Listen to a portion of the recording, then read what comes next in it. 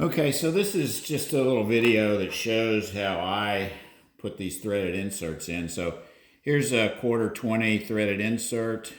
You can see it's got slots on one end. This is made for hardwood here.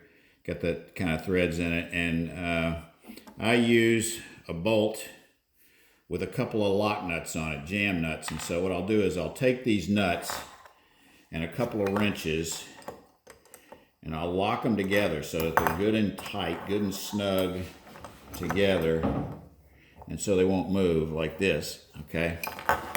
And then thread the insert on it with the slots up toward the nuts, because that'll be the outside, and in this case, either side will work. And I take the hole, and I drill the hole to 3/8, which matches the outside diameter of the body of the insert, okay? And then just taking the ratchet and pushing down and turning it, first couple of turns, just getting it to bite in there, okay? And once it starts biting, then just look to make sure you've got the thing angled the direction you want, which is usually perpendicular to the surface, all right?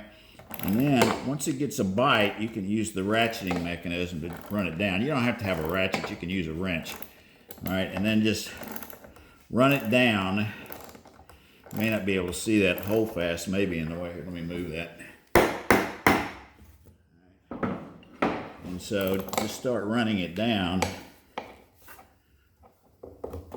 And it'll be tight. You want it tight because that's what's going to keep it in there. Well, that's not working too well. Here, let me put the hole back in there.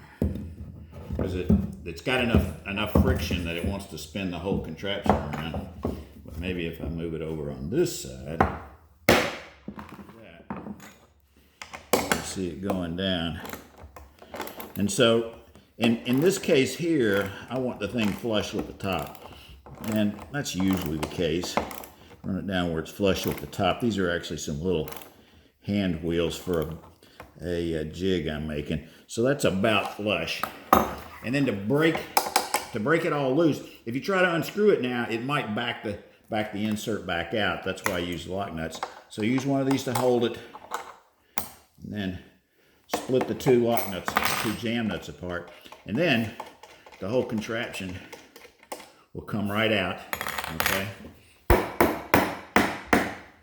You free your device up, and you can see it's in there.